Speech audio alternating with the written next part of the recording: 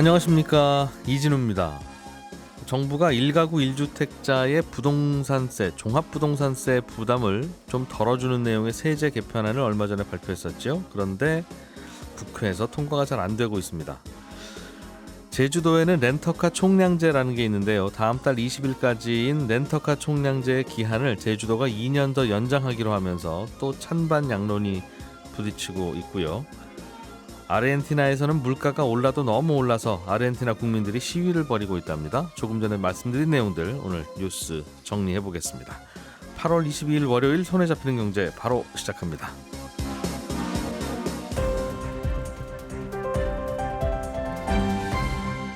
이진우의 손에 잡히는 경제.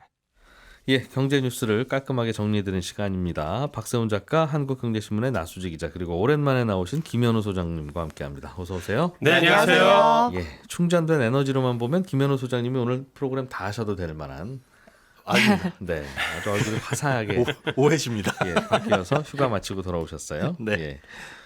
종부세 개정안 이 몇 가지 있었는데 네. 이 중에서 꼭 올해 좀 통과시켜야 되는 일정이 있는 법안이 국회 통과가 잘 안 되고 있나 봐요. 네, 그렇습니다. 1주택자에 대한 종부세 특례가 거기에 해당되는데요. 네. 6월 21일에 발표됐던 이제 부동산 대책에 나왔던 내용입니다. 그러니까 1세대 1주택자에 대한 종부세 특별 공제를 지금 현행 11억 원에서 14억 원으로 늘리는 내용. 여기에 포함돼서 뭐 일시적 2주택자에 대한 예외라든가 뭐 상속주택이나 지방 저가주택은 이제 주택수에 포함시키지 않는다. 뭐 이런 내용들이 담겨 있었던 부동산 대책이었는데 요게 이제 올해부터 적용이 되는 거고 뭐 다주택자에 대한 완화라든가 세율 조정은 내년부터 적용되는 내용이니까 요거는 상관이 없습니다. 대책이 요게 부동산 대책이 발표됐을 때만 하더라도 여야 의견 크게 다르지 않아서 그때 말씀드릴 때는 국회 문턱 넘는 건 어렵지 않을 것이다라고 말씀을 드렸었는데 예. 현재 지금 국회에서 아예 다루지도 못하고 있는 상황입니다. 그러니까 이 세법이 개정되려면 일단 그 절차를 보자면은 해당 내용이 이제 조세소위원회라는 것을 거치고요. 그 다음에 예. 기획재정위원회, 법제사법위원회, 그리고 최종적으로 이제 국회 본회의를 통과를 해야 되는데 네. 가장 첫 번째 관문인 조세소위원회 이 위원장 자리를 놓고 지금 여야가 합의를 못 하고 있어요. 이게 구성 자체가 안 되니까 여기서 다루지를 못하는 겁니다. 여당에서는 다뤄야 이제 통과가 되는데 네. 아예 그럼 컨베이어 벨트 위에 못 올라간 거네요. 맞습니다. 이 컨베이어 벨트에 누가 쓸 것이냐 이게 구성이 안 돼서 그런 건데 네. 여당에서는 이 위원장 자리가 전통적으로 여당 자리다라고 얘기를 하고 있고 더불어민주당에서는 일방적으로 지금 뭐 부자감세나 이런 것들을 견제하겠다라는 입장에서 위원장 자리를 내줄 수 없다라고 주장하고 있는 상황입니다. 원래 국회에서 계류 중인 법안은 뭐 이것뿐만 아니라 하나둘이 아니고 그렇죠. 2년째 계류 중이다가 이제 그냥 다시 폐기됐습니다. 네. 이런 것도 하나둘이 아니라서 맞습니다. 그런 것보다 할 수도 있는데 이게 꼭 관심이 되는 이유가 뭐예요? 이게 올해 안에 통과돼야 부동산 대책에 나왔었던 대로 1세대 1주택자에 대한 종부세가 감면되거나 아까 말씀드린 뭐 일시적 2주택자에 대한 종부세가 감면되거나 해야 되는데 네. 그게 안 된다라는 거죠. 이거에 대한 여야 의견은 다르지는 않습니다. 그래서 올해 안에 통과되지 않으면 이제 올해가 아니라 8월 20일, 그러니까 엊그제까지 통과가 되지 않으면 네. 행정적으로 굉장히 복잡해지는 일이 생겨버릴 수가 있어요. 그러니까 아직까지 아예 막차를 놓친 건 아닙니다. 네. 작년에도 이 종부세법 이 과세 기준을 갖다가 좀 완화하는 거에 대해서 시간이 좀 걸린 적이 있었거든요. 예. 8월 막바지에 딱 들어가지고 통과가 됐었는데 그걸 보자면은 아직까진 기회가 있다라고 바라보고 있는 상황이고 만약에 지금 통과가 된다라고 한다면은 이제 행정적인 부분에서 조금 복잡해집니다. 이 종부세 특례를 받으려면 대상자들이 다음 달 16일부터 말일까지 국세청에 저 과세 특례 대상자입니다 해가지고 신고서를 제출을 해야 돼요. 이게 고지서가 자동으로 뭐 해서 발급되는 게 아니라 그런데 고지서가 자동으로 발급되는 건 아니지만 대상자들을 선정해서 우편물을 발송할 예정이었습니다. 네. 이게 복잡하다 보니까 특례 대상자가 그러니까 지금 법이 개정돼야 되고 그러면 이제 국세청에서는 대상자를 좀 골라내야 되고 골라낸 다음에 과세특례 신고서라는 걸 작성을 해야 되는데 이건 없던 신고서 양식이니까 네. 시행규칙을 또 개정을 해야 돼요. 신고서 양식을 법에 포함시켜야 되기 때문에. 이거를 그러니까 납세 대상자들이 신고해야 된다는 거군요. 맞습니다. 그런데 그게 걸러지지 않다 보니까 그 물리적인 시간을 고려해서 20일까지는 통과가 됐어야 이것저것 따지고 보면은 국회 본회의를 8월 말에 통과하는 걸 계획으로 잡았는데 목표를 잡았었는데 그게 안 되다 보니까 이제 복잡해질 수 있고 그러면 알겠습니다. 앞으로는 직접 본인이 대상자인지 확인을 하거나 아니면은 경정 청구를 통해서 돌려받아야 되는데 그렇게 되면 이제 행정적인 비용이나 시간이 굉장히 많이 소요가 될 수 있다는 거죠. 요약하면 우리나라는 집이 한 채 있는 분과 두 채 이상 있는 분의 종부세 세율이 아예 달라서 네, 내가 집이 한 채밖에 없습니다. 네, 라고 분류가 되는 게 좋은데 그렇죠. 한 채밖에 또 두 채 있잖아요라고 하는 경우에 아유 이거 상속받은 거예요. 아니면 이거 지방에 싼 집입니다. 맞습니다. 이제 그런 것들은 봐주기로 했잖아요. 맞습니다. 그래서 그렇게 해서 세금을 부과해야 되는데 이게 이렇게 봐주기로 한 법안이 아직 통과가 안 되고 있어서 네, 연말까지 정리해야 되는 종부세가 이게 자꾸 시일이 촉박해지고 자칫하면 큰일 날 것 같다. 그 예, 말이군요. 그래서 비싼 종부세 그대로 내고 다시 경정 청구하면 행정적인 번거로움도 있지만 예. 그렇게 되면 이자를 붙여가지고 다시 돌려줘야 되거든요. 나라에서도. 아 법이 늦게 바뀌면 일단은 옛날 법으로 내고 네, 나중에 돌려받는 이런 또 절차도 밟아야 되는군요. 맞습니다. 그 환급 가산금이라고 해서 연 1.2% 이자가 붙는데 그것도 네. 세금이니까 낭비인 거죠. 알겠습니다. 국회에서는 아직 컨베이어 벨트 위에 못 올라갔다. 세법이. 네, 그렇습니다. 예, 박 작가님. 네. 아르헨티나에서 대규모 시위가 일어났다고요? 네. 물가가 많이 올라서 그렇다는데 이해는 됩니다만 시위한다고 물가가 내려가는 것도 아니고 네, 사정을 좀 무슨 일이에요? 들어보시면 예. 그럴 수도 있겠다라는 생각도 들 수도 있는데 요즘 경기 좋은 나라가 없지만 그중에서도 아르헨티나 경기는 더 안 좋거든요. 예. 얼마나 안 좋냐면 얼마 전에 7월 소비자 물가가 지수가 발표가 됐는데 작년 7월 대비 70% 정도 올랐습니다. 지금 OECD 국가들의 7월 평균 물가 상승률이 작년 7월 대비 10% 정도 되는데 네. 여기는 70%가 올랐다고 하니까 차원이 아예 다른 겁니다. 70%가 올랐다고요? 1년 전에 비해서 물가가 70% 올라 있다 지금. 그렇습니다. 물가가 이렇게까지 오르는 이유는 이게 워낙 복잡하고 다양하기 때문에 다음에 따로 떼서 설명을 다시 드려야 할 것 같고 예. 물가가 이렇게 오르니까 아르헨티나 정부가 어떻게 대응을 하냐면 기준금리를 69.5%로 올렸습니다. 기준금리입니다. 기준금리가 69.5가 됐다고요? 네.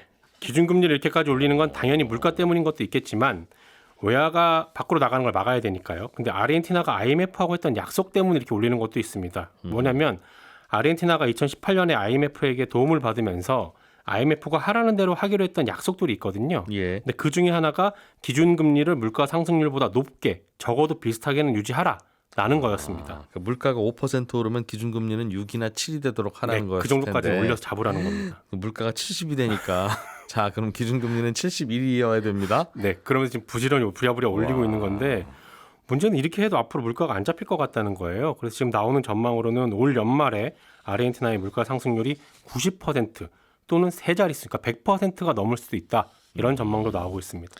악순환에 들어갔네요. 이렇게. 그렇습니다. 아르헨티나 돈 가치가 떨어지니까 이렇게 높은 금리로 올려서 돈 빠져나가는 걸 잡으려고 하는 거고. 그렇죠. 아르헨티나 돈 가치가 떨어졌으니까 또 수입 물가는 계속 오르고 있고 그러겠죠. 그렇습니다. 그래서 아르헨티나에서는 돈이 생기면 그걸 그냥 바로 써버리는 게 제일 이득이다. 네. 당연히 돈값이 내일 되면 또 떨어질 그렇죠. 테니까. 자고 일어나면 물가 오르니까. 그런 얘기가 나오겠네요. 네, 그리고 비트코인을 지금 아르헨티나 국민들이 많이 사고 있어요. 무슨 얘기냐면 아르헨티나 돈인 페소를 가만히 들고 있으면 그 나라 돈의 가치가 계속 떨어지기 때문에 차라리 비트코인을 사는 게 이득이라고 판단을 하는 겁니다. 비트코인 가격 같은 경우에 연초 대비 한 50% 정도 빠졌으니까 네. 앞으로는 더 안 빠지고 오를 것 같다라는 예상을 하는 반면에 네. 페소의 화폐 가치는 연초 대비 30% 정도 떨어졌거든요. 그런데 앞으로 더 떨어질 거라고 생각을 하는 겁니다. 페소는 계속 찍어낼 수 있으니까 네. 정부가 불안하다 이거죠. 근데 또 이게 페소를 달러로 바꿔서 비트코인을 사게 되면 달러가 이제 또 거래소를 통해서 나라 밖으로 빠져나가게 됩니다. 그러니까 아르헨티나 입장에서는 달러를 사재기 하는 거나 비트코인을 사재기 하는 거나 똑같은 거네요. 똑같은 거죠. 예. 근데 비트코인이 더 오를 거라고 생각을 하나 봅니다. 근데 이렇게 되면 달러 가격은 더 오르게 되고 수입 물가가 오르게 되니까 아르헨티나 경제는 앞으로 더 안 좋아질 거라는 전망이 그래서 나오는 겁니다. 그렇군요. 보통은 이럴 때 꽤 오래전만 해도 금을 사재기 하거나 네. 달러를 사재기 하는 거고 네. 달러 사재기는 못하게 막을 수 있죠. 있죠. 정부가. 그런데 이제 비트코인을 사는 쪽으로 네. 그래서 막고는 있는데 대응이 잘 안 되는 것 같더라고요.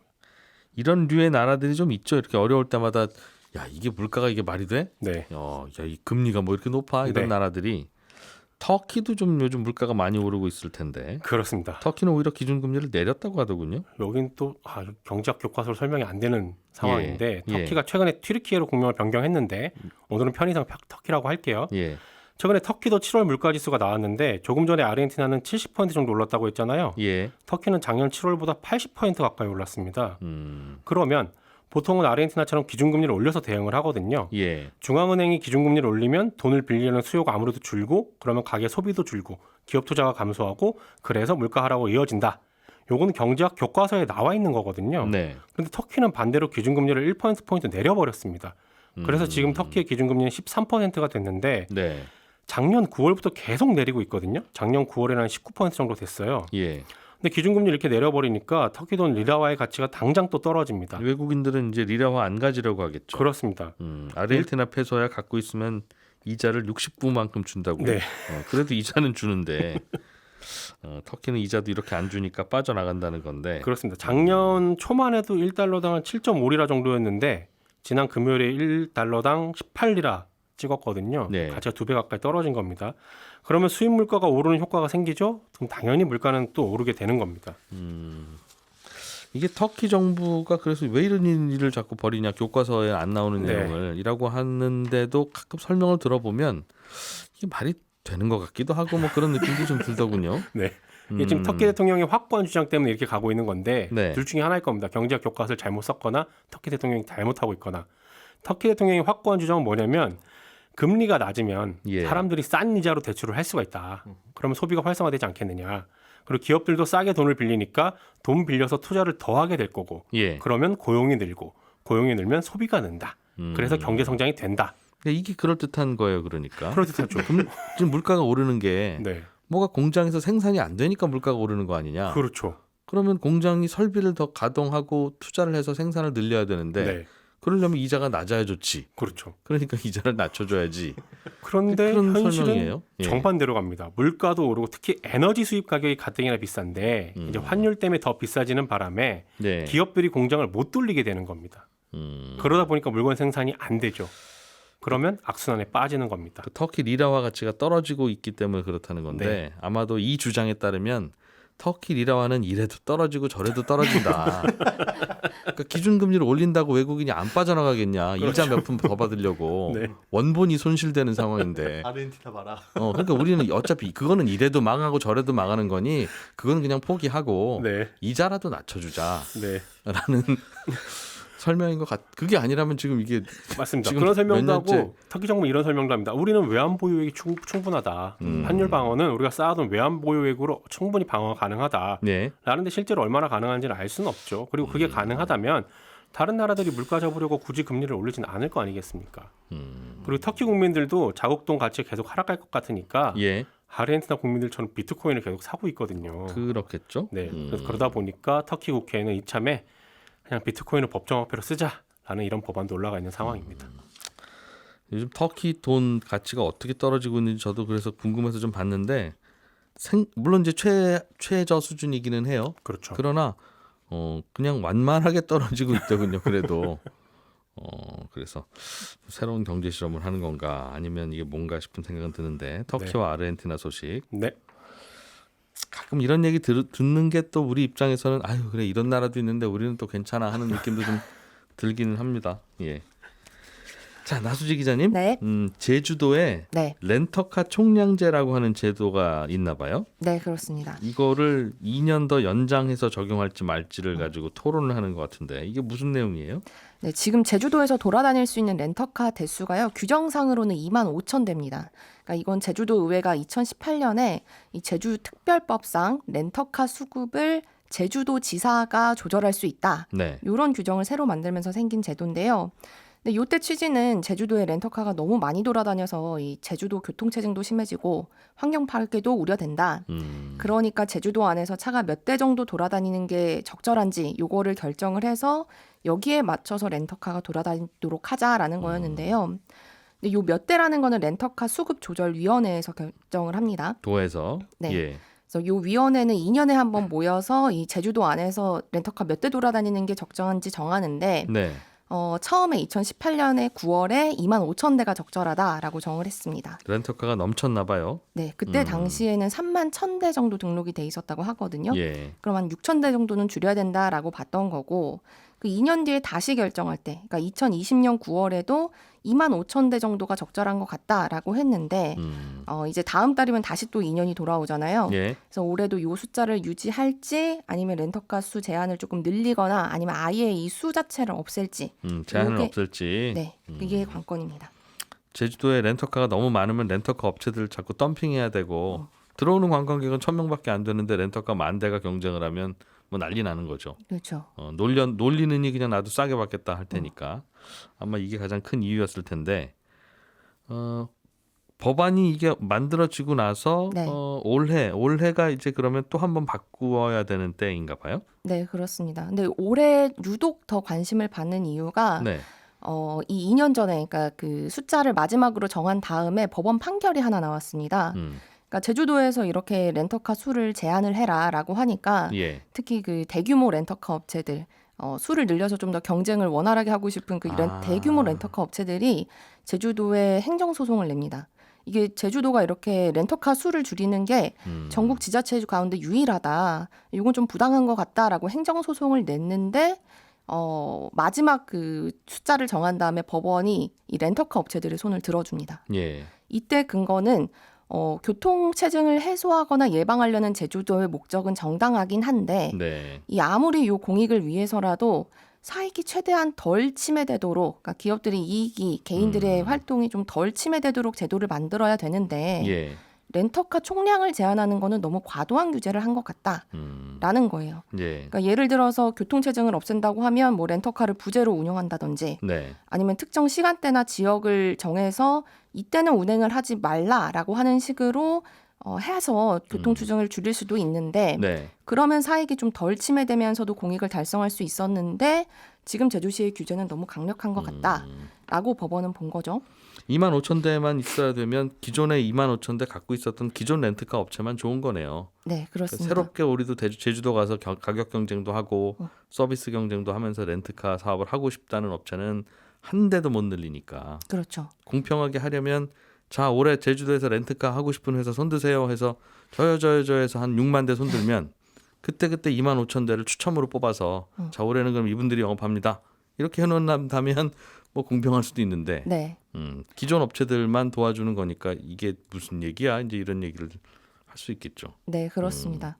근데 이렇게 법원이 렌터카 업체들 손을 들어줘 버리니까 그때 한 3만 1,000대 정도 있었다고 했잖아요. 그러니까 제주도의 원래 의도대로면 2만 5천 대까지 줄여야 되는데 네. 법원이 기업들의 편을 들어주니 적극적으로 줄이라라고 하지 못하고 새롭게 허가는 내주지 않는 식으로만 대응을 하고 있습니다. 기존 렌트카 업체의 반발에 못 이겼군요. 네. 제주도가. 예. 그래서 규제는 2만 5천 대인데 그래서 실제 굴러다니는 렌터카는 지금도 한 3만 대 정도 수준이거든요.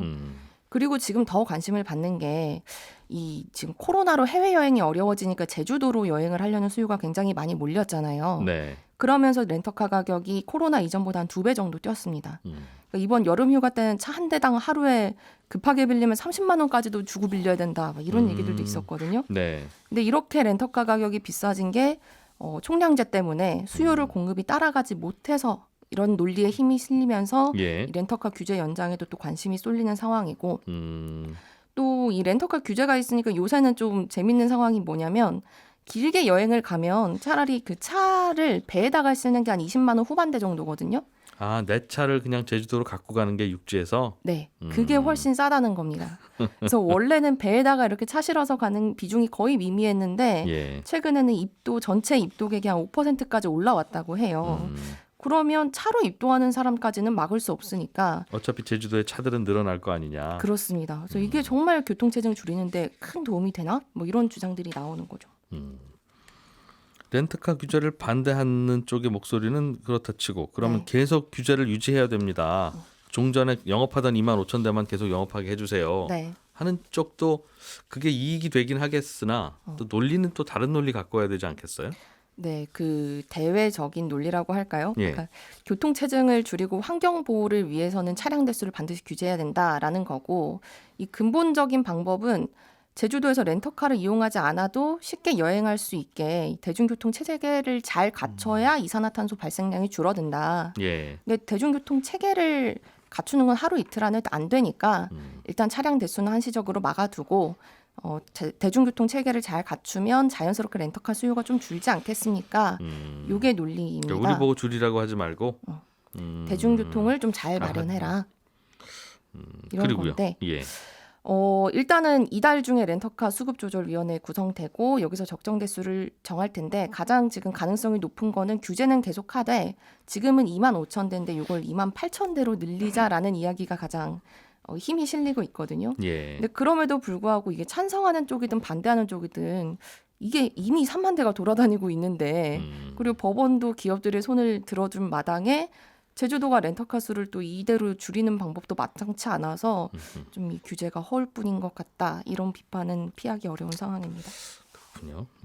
생각하면 좀 복잡은 할 거예요. 또 한동안 제주도에 관광객 안 가고 그럴 때는 렌트카 하루 빌리는데 막 8,000원, 9,000원 뭐 이렇게 그렇죠. 받는 경우도 있었잖아요. 네. 그렇게 해서 렌터카 업체들 다 망하면 제주도 관광을 어떻게 합니까 하는 걱정도 있었을 거고. 예, 아무튼 김현우 소장님. 네. 미국 정부가 해외에 있던 공장들을 미국으로 들어오게 하는 네. 그런 정책? 이거를 일종의 그 리쇼어링이라고 하더군요. 맞습니다.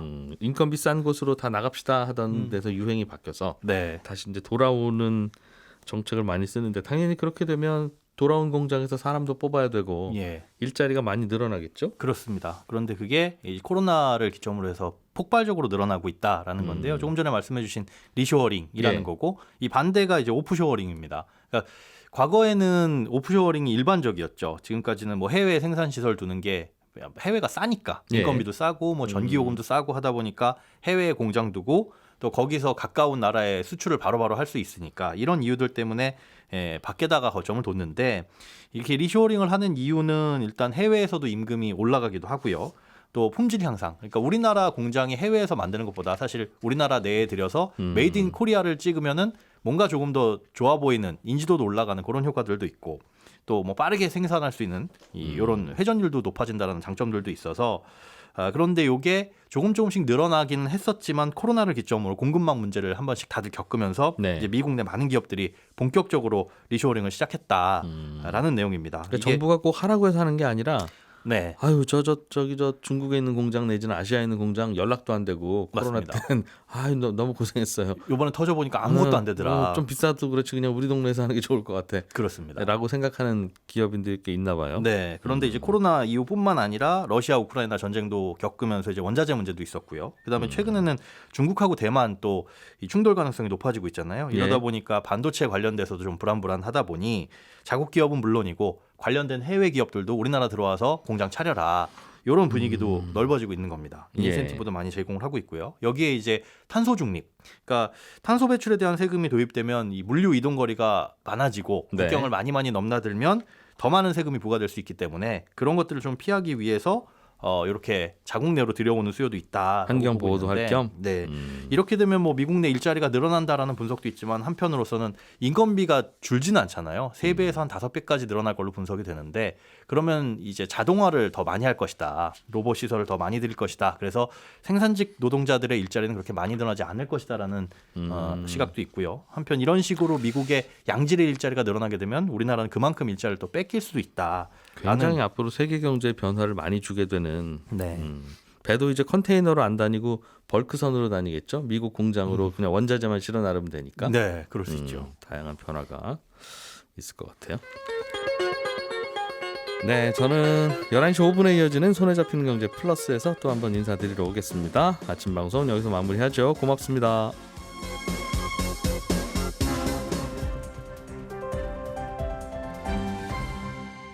경제를 생각하는 사람들의 즐거운 습관.